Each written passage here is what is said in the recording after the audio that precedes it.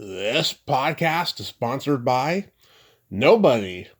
Hey dudes, welcome to Splat from the Past, the only 80s themed horror sci-fi show where things can get totally radical. Now today, I will be welcoming a very special guest, and I do not say this lightly. I will be talking to a legendary burlesque performer, Brandy Wilde. Brandy was in the 1976 cult classic Stay Hungry. She had a very funny and very sexy scene in the movie with R.G. Armstrong and Roger Mosley. The movie overall starred Jeff Bridges, Arnold Schwarzenegger, and Sally Field. But it's a very funny and very entertaining movie celebrating its 50th anniversary. And we're going to talk about that today. And this is going to be Brandy's first podcast interview ever. She also guest starred on an episode of Get Smart, and she got to be a burlesque performer in a very magical time in the 60s and 70s and so forth. And then she left show business and started working for the Los Angeles County Health Department and working in the STD lab. And I'm going to ask about that as well. This is going to be a very interesting interview. This is the last show for Sexy May. It was a fantastic month. I'm starting to mature in my sex talk compared to previous years. There comes a time in a podcaster's life where it's inevitable to do so. And I feel pretty good about it. It's all about knowing your audience, really. So yeah, here is my interview with Brandy Wilde.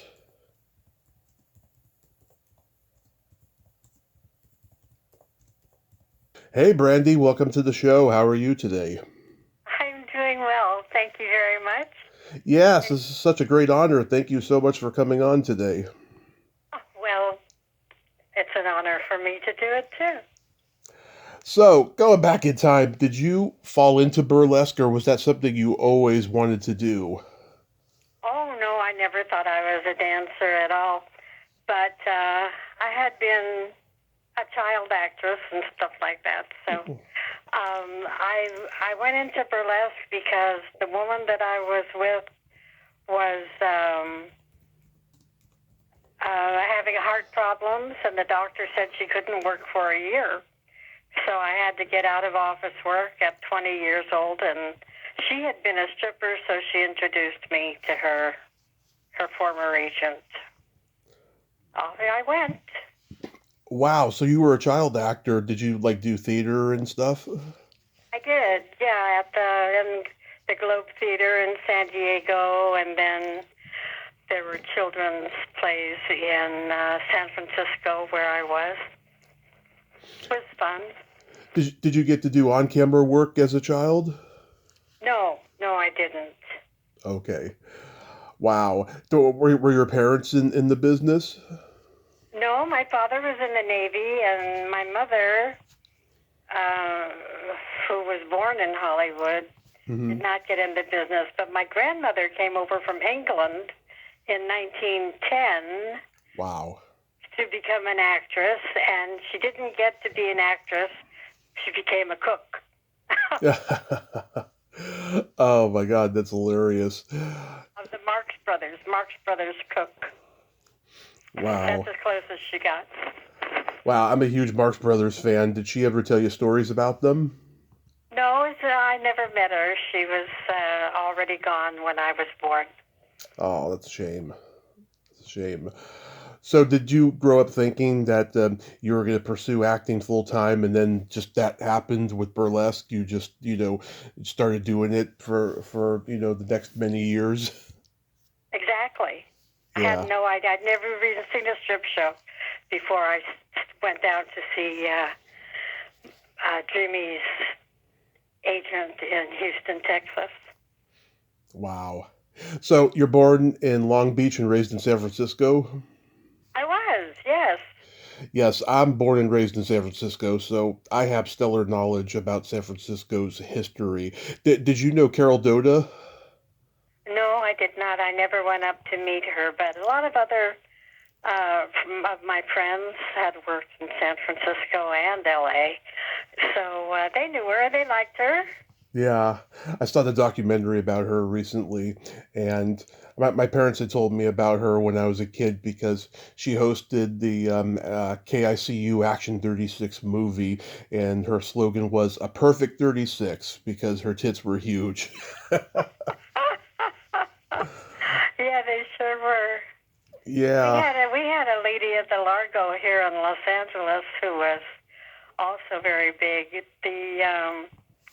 She measured 76 inches, but that was after her baby was born.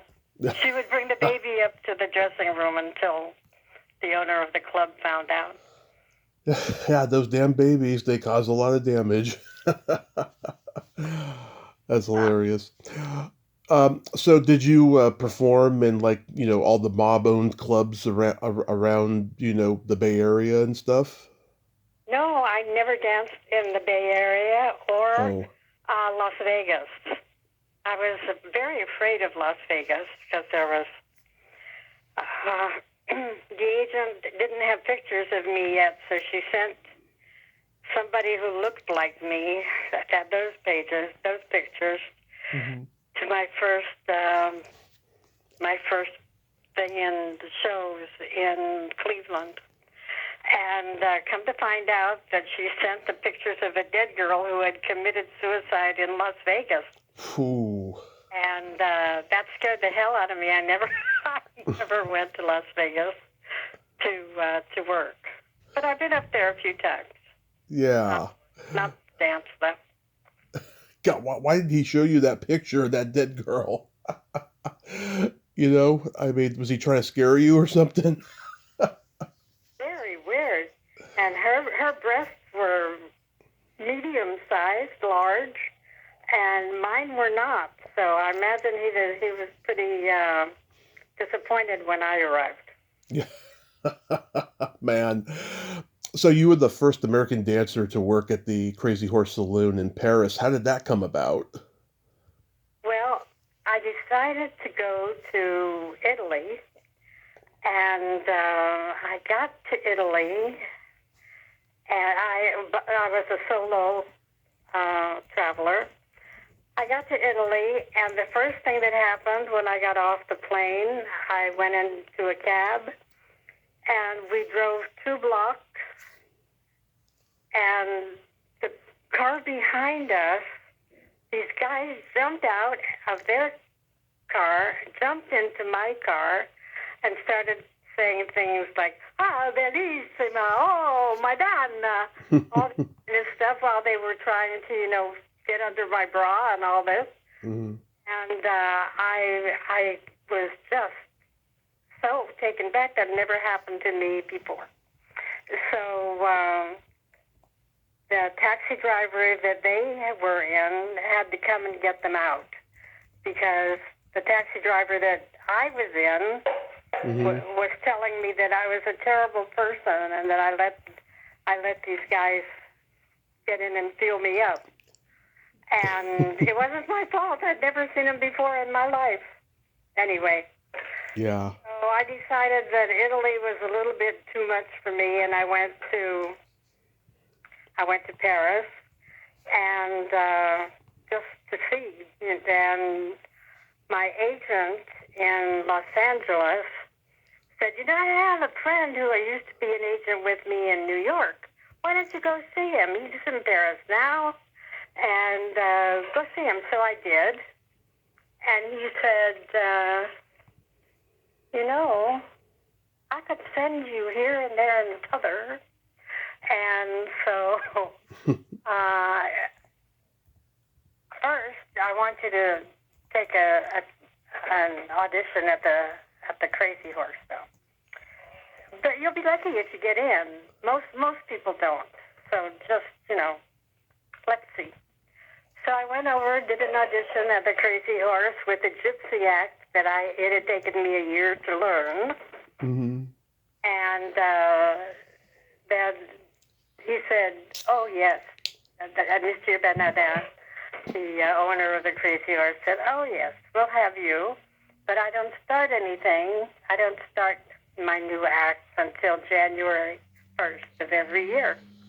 So this is only August. So can you hang around?" And the agent said, "Yes, of course, you can hang around." And so Mm-hmm. he booked me in Israel, and then he booked me for a couple of months in Singapore. And I said, "This is hanging around?" He said, "Oh, yeah, you can come back before January the 1st, which I did. And I was there for about 18 months, I think. Mm-hmm. Wow. Do you look back fondly at that period? I'm not getting, what are you saying? Do you look back fondly at that period? I mean, with everything that you went through and survived, I mean, are you glad that you went through all of that?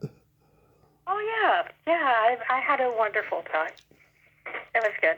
When people ask me what was my best job, I always say that the dancing, the striptease. Yeah. Even though you didn't have a good experience in Italy, was the food good at least? Oh, my goodness, yes. I've been looking for a French restaurant here in Los Angeles for ages, but I haven't found one that I like at Yeah. all. Yeah. But I do like French food very much. Yeah, California doesn't have the best Italian food, and I'm Italian on my mother's side of the family. We love pasta a lot, and yeah, I totally get that. Um, the owner of the Crazy Horse Saloon, he wrote a song for you called "I Am a Good Girl," which Christina Aguilera covered in the movie Burlesque That's in cute. 2010. Yeah, what did you think about her version? I loved it. I Hmm. absolutely loved it because she just was so lovely in that movie. I've seen it 3 times. Yeah. I was crazy for it. I didn't enjoy very much uh, Cher's singing, but her acting I liked very much too. Oh yeah, Cher is very talented, obviously. They Uh, were just not the right songs for her. Yeah. yeah, yeah. She usually sings pretty good songs, but I guess whatever happened happened on that movie. Um, how did you come up with the name Brandy Wilde? Well, I'm a redhead. So we went to, as I say, we went to the agent's house in Houston, Hmm. and a little girl,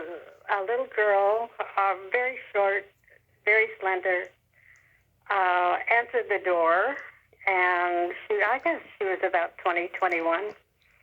She answered the door in this little short baby doll pajama outfit, and she said, "Oh, come in, come in," and the agent, Lillian McCardle, said to me, "Oh, please, please come in. Don't mind her. She's just here for a while to get over her kidnapping." So somebody had kidnapped her, somebody that she worked with, boyfriend. Somebody had kidnapped her, and the two of them had taken their way with her for a week before she was able to escape. And she was there now trying to get back some confidence. Hmm. And she's the one that named me because she said, "Well, only one thing that you can call this lady is you can only call her Brandy because look at her hair. Her hair is the color of brandy." So I said, "Oh, okay, yeah, Brandy, I like that." And then they said, "Wilde, just put Wilde at the end."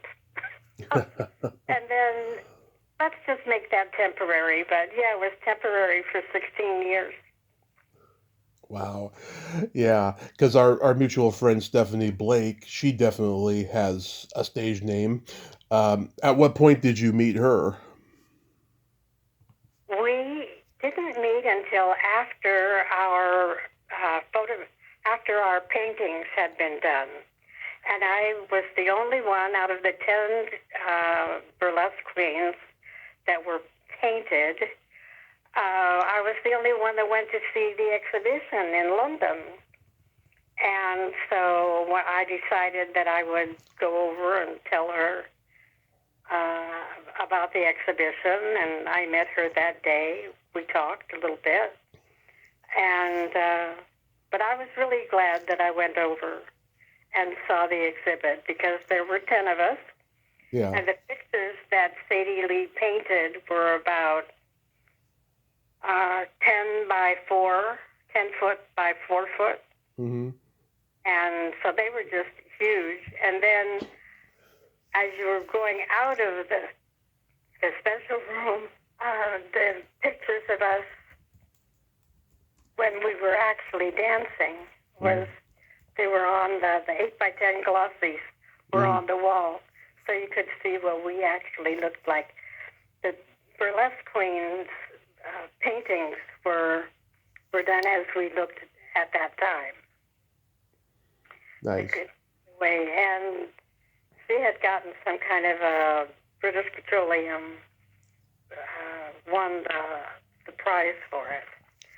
So turned out to be a really nice exhibition. Yeah, I love Stephanie. She is just a wonderful lady, and every time I have her on here, we just have a lot of laughs, and I just adore her so much. I'm so glad. That's great. She's very pretty. Very pretty. Yes, she gets prettier with age, I think. That's nice. So how do you get cast on Get Smart? My agent sent me over, and what they really wanted to know was if I could, how I walked, because the basic thing was, why is this woman in our class? And he said, oh, well, I don't really need her in the class, but I love to see her walk out. And so I had to put on a great big swaying of the hips, Mm-hmm. in rhythm. And so anyway, there were a lot of people that tried out, but I won the part, a small part. Yeah, so were you looking to do acting roles by that point? I was. Yes, Yeah. I was. My mother was determined. Yeah, because you had been acting since you were a little girl. She wanted to see you, become famous probably, right? You're right. But I never became famous, except at the Crazy Horse. That was my big deal. Yeah. How was Don Adams to work with? Oh, he was funny. Yeah, he was cute. Mm-hmm. He was funny. I liked him. Yeah. Barbara Feldon? I didn't see her. Okay. Yeah, I'd love to Get Smart. That was a very funny, well-written show that Mel Brooks and Buck Henry created. Did you get to meet those guys? No, I didn't. It was just half a day on the set, and that's all. Oh, okay. Yeah, and Fred Willard was in that episode. He was in the sketch comedy group, the Ace Trucking Company at that time. And they used to go up to San Francisco and perform with the committee. So, yeah, it was a magical time. There was no internet. Everybody kind of knew each other. It was a much different world than it is now, Yeah. You The know. internet has just really changed everything. Now, when you go on an acting interview, Yeah. you have to have your own barcode. Yeah. Yes. Put it on your ass. Yeah, it's a weird thing now. Everyone's doing the Zoom, to do auditions. Nobody's in person anymore. No, I didn't know that. Yeah, I mean, some people are doing it in person, but not often. Now everyone is on Zoom doing it. And a lot of actors I talk to hate doing auditions on Zoom because it just takes away the camaraderie and the feelings of, being being personal, in the room. And yeah, it's an awful shift, but maybe it'll go back to in person again, full time at some point. I sure hope they do.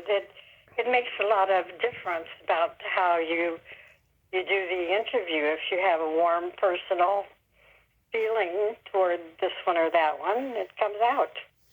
Absolutely. I saw this movie that you were in called Changes. It was on YouTube. Okay. Sorry. No, it was interesting because, you see a lot of people early in their careers, like Marcia Strassman and Terry Garr in it, and then a legend like Jack Albertson. It was interesting. Like, what stands out about that experience? Well, a lot of times actors get jobs because of friends. Yeah.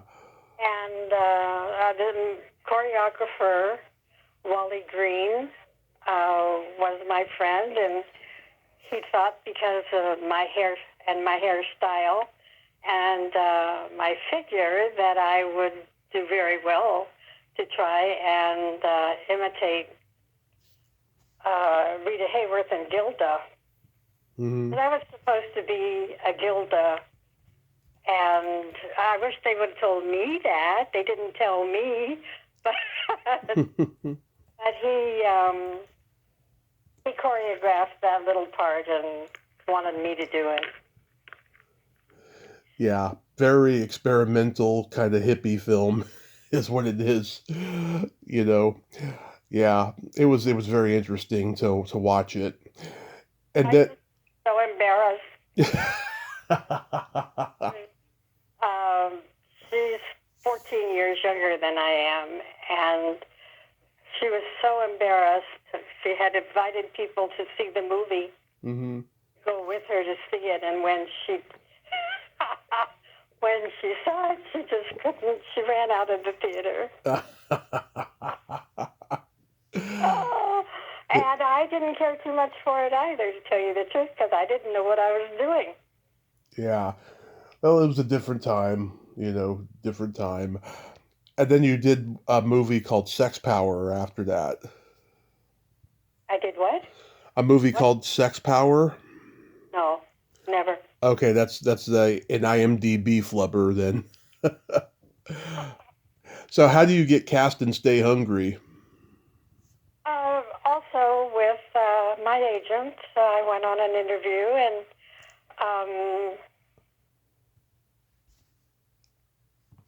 I remember exactly now. Hmm. Um, they had me read some of the lines, and apparently they liked my voice, and so I got that part, and I thought it was very funny. It was the first time that I had ever gone to a location to film. Hmm. And so I went first class, as all actors do, and that was my first time in first class. I was quite impressed. And that was in Birmingham. And so we went, Yeah. and the first thing that happened, I got out of the taxi and at the motel, and who did I see? Hmm. But Arnold Schwarzenegger. He was in the restaurant of the hotel eating, and Yeah. he said, "Well, hello, how are you?" I said, "I'm very frustrated," and he never talked to me again for the whole week. Yeah, he doesn't like negativity, I've heard. No, he didn't. I think I was supposed to fall over at his magnificence, but I didn't. I was frustrated with something. Hmm. That's Sounded pretty nasty, I guess. Oh, that's hilarious. Yeah, I was maybe 9 or 10 when I used to see Stay Hungry on Showtime a lot, and Good. I've always thought that it was such an underrated movie, and just to see Arnold play a bodybuilder who might be gay is just hilarious to me. You know, Very funny. Yeah, well, no, I like that movie. I do too. I do too. Jeff Bridges, I mean, genius actor. Did you get to talk with him? A little bit, not too much. They were very busy with the two people that were playing the prostitutes. It was basically our scenes. I got to play a prostitute several times. I'm not sure why. Anyway, maybe it's the red hair. I don't know, but it was a fun part of Laura Hippie. Yep. And so I know you told me in Instant Messenger you had no idea that she died 40 years ago. no, I did not. Yeah. I'm very sorry to hear that because she must have been only about 40 years old at that time. Yeah, she was young. She was young. I don't know what she died of, but yeah, that took me by surprise as well. Did you talk with Sally Field? No, she wasn't on the set at that time. How about Robert Englund? Who? Robert Englund. He later played Freddy Krueger. Oh, no. Oh, okay. I met him at a horror convention years ago, and my podcast logo is a picture of me and him. So I just had to ask if you met him at all. He and I have the same birthday, June 6th. Well, Yeah. that's great. No, but the one that I did meet was the gentleman that was massaging me for. Roger Mosley. Yes. And he was very nice. I kept trying to bite him when I was playing the part. You know, I was trying to get away from the massage, and Yeah. they tied me down to the massage table. I was trying to get away, and so he had put his hand over my mouth, Yeah. and I was trying to bite his hand, and that's part of my part, you know, and Yeah. he was not happy with that. But, you know, he was very nice. He was a very nice person. Yeah. And R.G. Armstrong, I mean, he's a classic character actor. Yes. Yeah. Was he? The only thing I did not like about filming that part Yeah.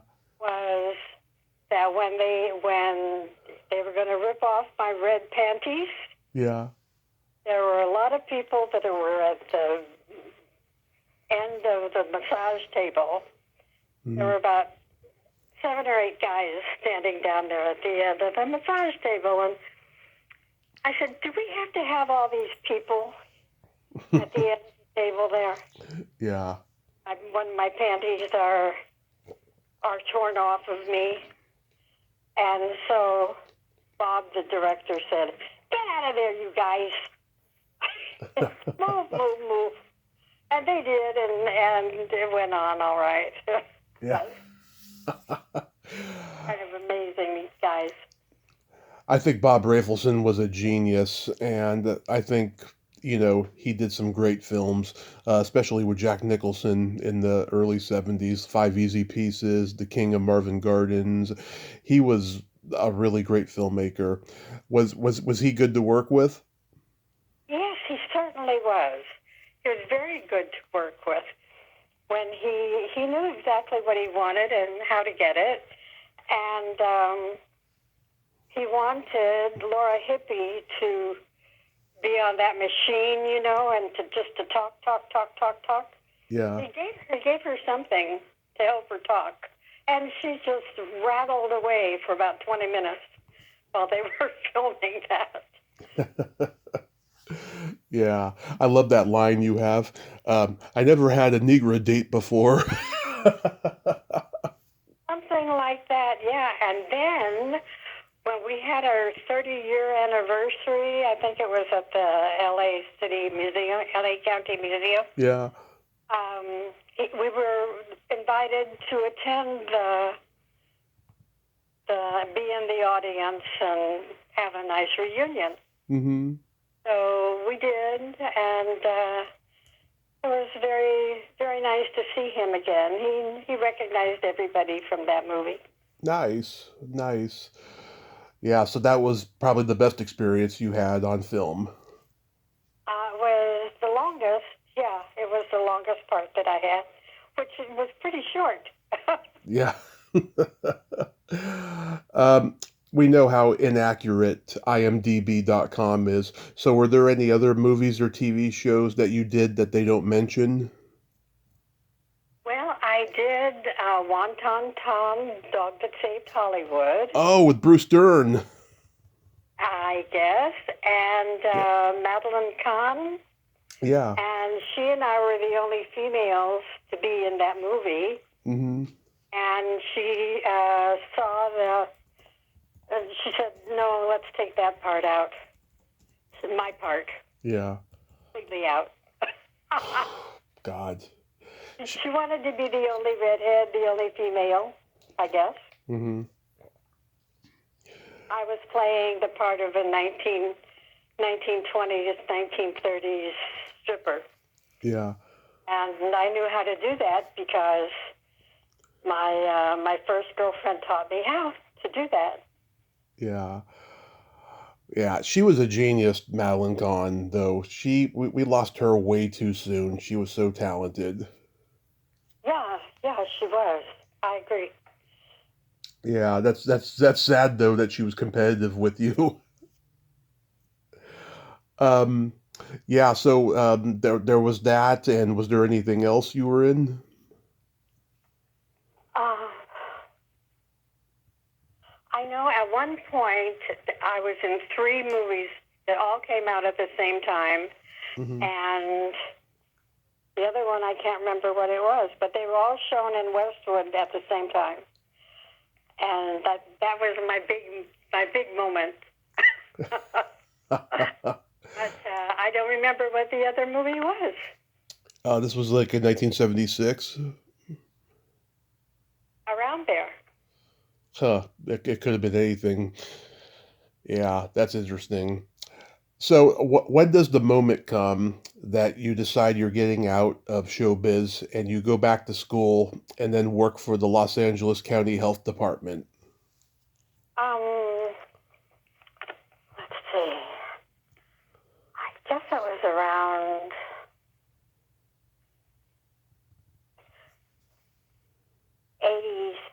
1987. Wow. And I had worked from 61 to 75. And then I had some basic office jobs. And then, there's a point when you get to an age where you can't strip anymore. Or at Yeah. least I thought there was in my time. Yeah. But nowadays, the ladies can be heavy set, Yeah. or they can be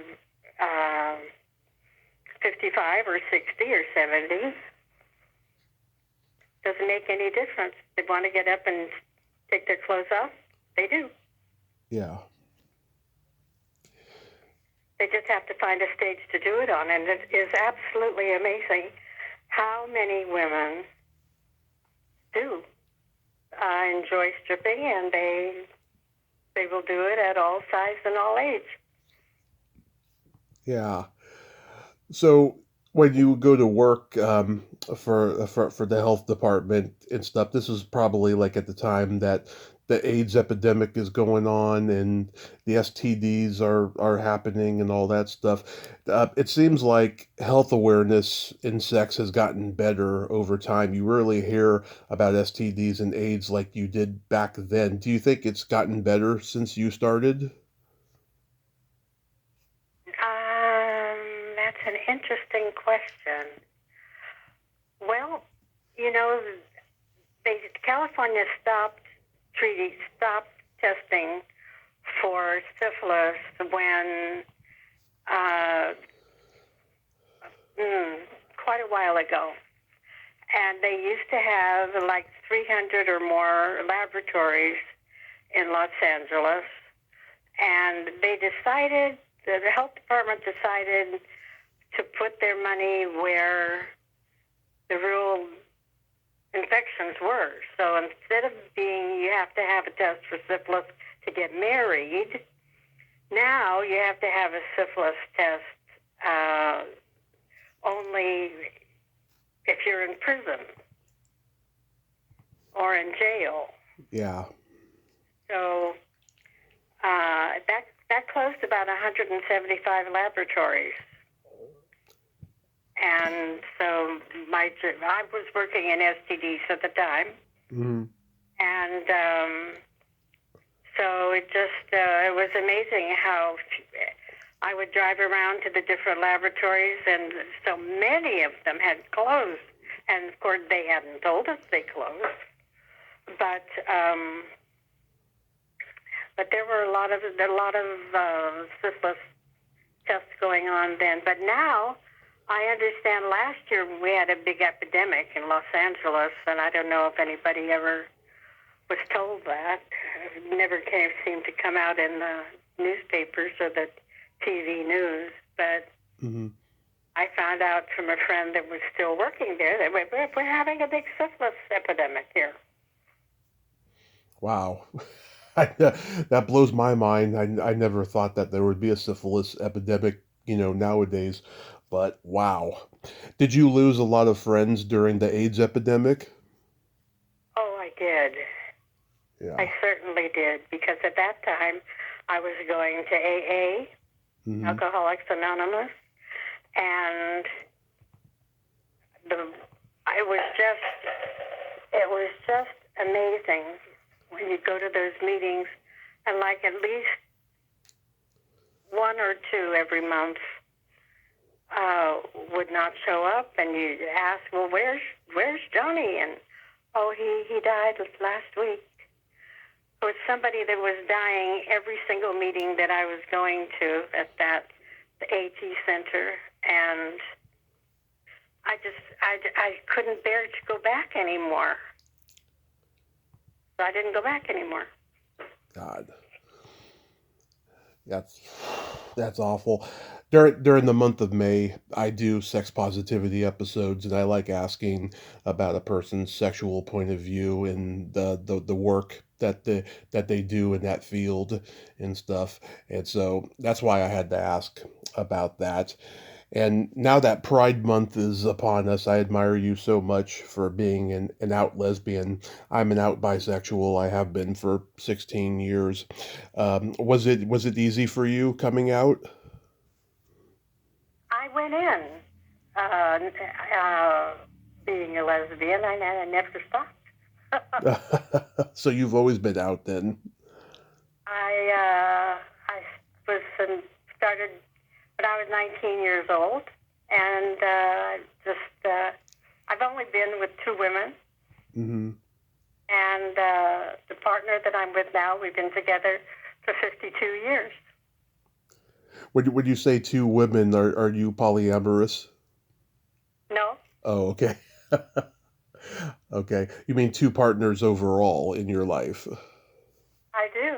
Yeah, that is wonderful. That is so wonderful. I admire you so much for there's very few people who have been out since the 60s or the 70s, and when I meet them, I can't admire them enough. It's just a wonderful thing because you see so many people coming out later in life, and the funny thing is so many people knew it. And it's like if they had just admitted it, it would have caused them it would have prevented them so much stress and headache that would have been caused, but that is so great that you've been out since you were 19.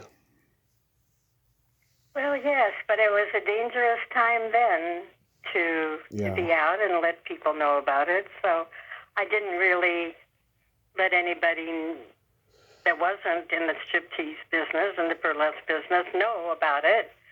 And now, it was like we had FBI people chasing us and all that kind of stuff. Ugh. But now, people ask me, who is this lady that you're with? That was my wife. Yet the FBI was chasing you like you guys were like, McCarthy or communists or something.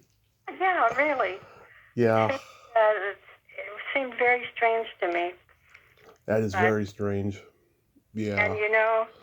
the only place that I really was totally accepted at that time were in the burlesque dancers. They said, "Oh yeah, okay, good. Now what did we do here?" Yeah. It was nothing. It was nothing to them at all. No prejudice, Yeah. That's wonderful that you had that. no surprise, and I found out that recently about half or more of the strippers now Mhm. are lesbians. Interesting, interesting. Well, yeah, a lot of them I know that are bisexual too, and a lot of them, they start in stripping and then they go to porn or they start their own OnlyFans, stuff like that. Yeah. Or some become dominatrixes. Or dominatrixes, yes. I used to date a dominatrix who was bisexual, in fact. Huh? Yeah, the most fun relationship I ever had, and if I hadn't been such a drunken mess, I probably would have married her. uh, It was fun. It was fun. So you wrote a memoir called Tease. How long did it take to write that? well, after I retired from LA County Health Department after 20 years, Hmm. I decided. See, my grandfather was retired, and he said he from the railroad, and he decided that he wanted to watch television and never get up, and he lasted 6 weeks because he never got up off the television, Hmm. and 6 weeks of retirement and then dead.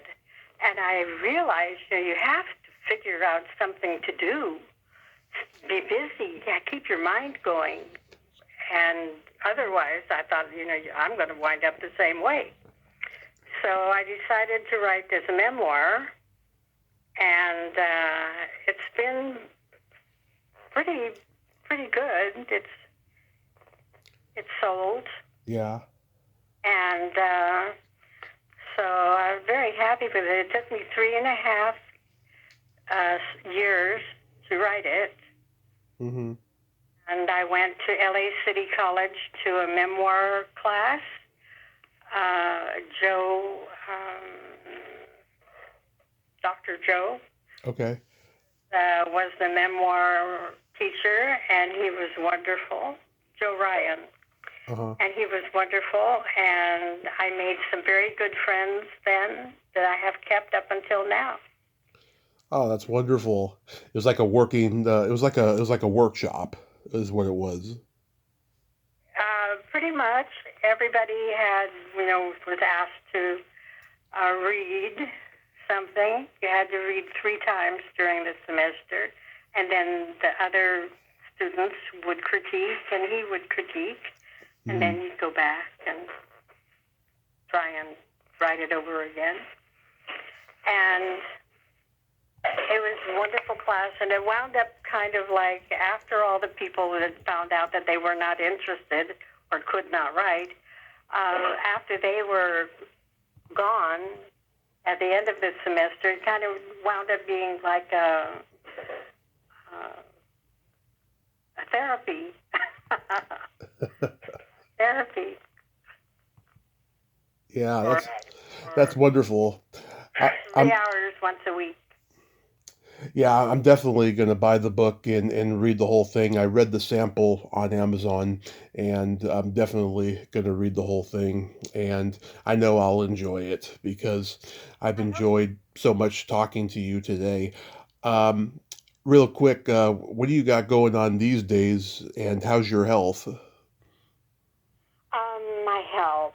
Well, I've had 2 heart attacks, and Wow. I've had heart surgery, Hmm. and I almost had another heart attack on March 13th. I was in the hospital for a few days, but because I went into the ER so early, they were able to get my blood pressure down. Mm-hmm. from 216. And so I'm taking all my pills as I should now, which Mm-hmm. I had not been doing earlier. I maybe take them every other day, which was stupid. And so right now I'm reading and I'm watching television. That's about what I'm doing. My partner is partially paralyzed, and so I just like to stick around her and be sure I'm there. I'm her caretaker now. And but we're going up to, we can still travel. Mm-hmm. We've been to 70 countries, and that's what we love doing is traveling. And so we're going up to Seattle now to be with my sisters. Wonderful.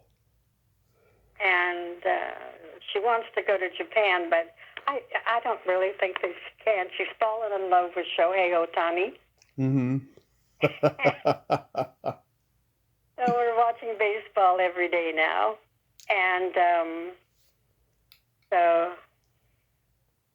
we'll go up to Seattle and see how it goes. But I don't think we'll be doing any international travel anymore. Yeah. It's just too rough on her. It's too rough on me, too, because I have to wheelchair her around and all of that. And I'm just getting too old for that. Yeah, I think it's beautiful that you two are looking out for each other at this point in your lives and stuff. Is the heart attacks caused by high cholesterol, or did you smoke when you were younger? No, I did not smoke, because I did not smoke weed. But it was by heart attack. The first one was cholesterol. Mm-hmm. And then the second one was when I went to Burley Q, which is normally in Seattle, I think. And it was there were about 500 strippers that were there, and they were there to learn and take notice of what was going on, what was new, how were the clubs, and so on. Mm-hmm. And they were crawling around on the floor, were doing exercises and learning steps and this and that. And I got home the next day and I had a heart attack. And I think the doctors think it was because I was seeing all those 500 strippers. I told him that I had been at a burlesque convention and that I had all these strippers around me that were doing leg lifts and exercises and all this business. And I was the legend at the time, kind of like the star of the show. Mm-hmm. And people were coming up to me and throwing their arms around me, kissing me, and all of this because I was the legend and I was supposed to get all this attention. So when I came back, the very next day I came back and I had a heart attack. And I told the story of why I probably had the heart attack, and I was still in the ER, and I had 14 doctors come in to see me. Wow. Because they wanted to hear that story. They wanted to find out more about the dancers. That was funny. Yeah. So overall, you're living your best life these days. Oh, I am. It's just having a good time. My nephew, who is an actor, is now here. He's going to do independent Shakespeare company all summer. And so, yeah, having a good time. That is so wonderful, Brandy. Thank you so much for coming on today. You are such a charmer, I have to say. Oh, thank you very much. You are too. I enjoyed myself. Thank you. And I'm glad we're connected on Facebook. I'll see you on, and you have a great rest of your day and be safe. Thank you. Thanks a lot. Thank Bye-bye. you. Bye-bye. Well, there you have it. Brandy Wilde. Ain't she a sweetheart? Oh my God. I enjoyed that conversation. What an awesome, strong lady. And I enjoyed talking to her. And what a life. Go check out her book Teaser. You can buy it off of Amazon. I certainly will. I mean, that's an amazing story she's got there. And I'm so glad that we could talk. She was on the fence about doing this, but I think everything turned out right. I once again enjoyed every moment of that talk. Well, until next time, this is Tommy Throwback Kovac saying there's no shame in living in the past because the present sucks. Later, dudes!